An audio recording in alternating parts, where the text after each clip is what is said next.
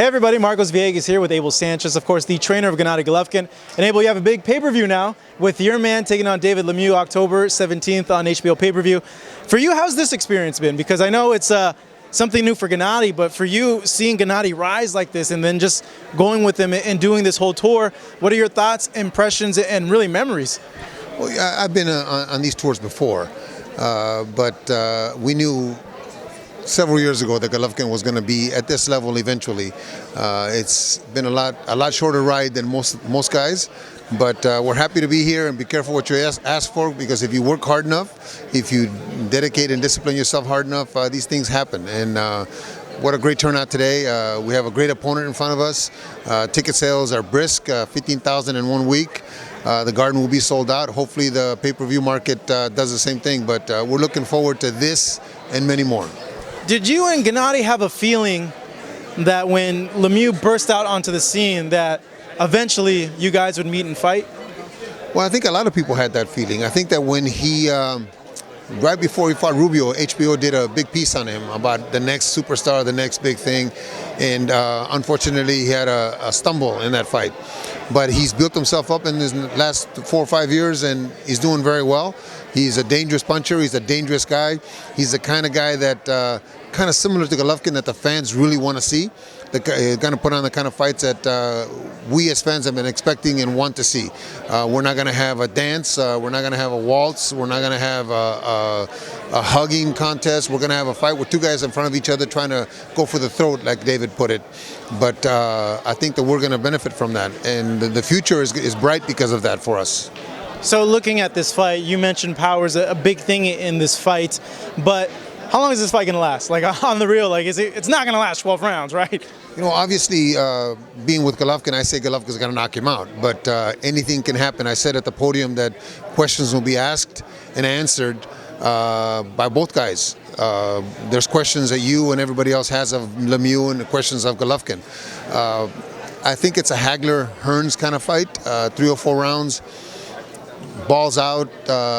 David doesn't take a step back, so if he doesn't take a step back, he's going to come forward. Golovkin's obviously not going to take a step back, maybe sideways, but not back.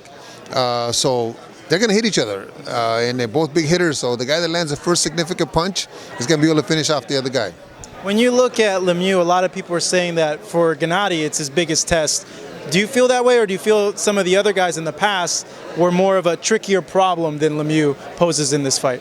No, I think he's a big test. I think he's the biggest threat that we have fought so far. Not necessarily the biggest puncher. I think Curtis may have been the bigger puncher, but I think David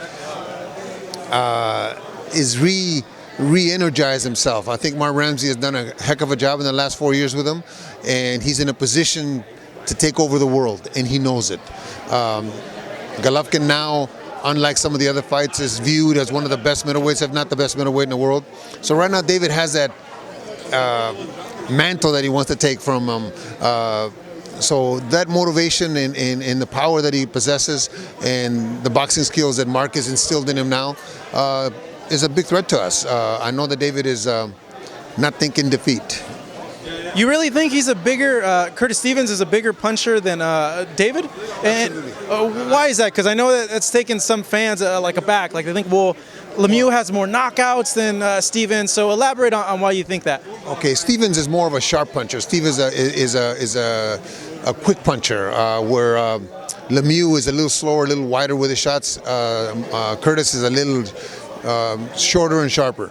Lemieux tends to maul you more like George Foreman used to, even though he's very effective because he throws a lot of combinations, but with 1 or 2 punches, I think Stevens is a better puncher.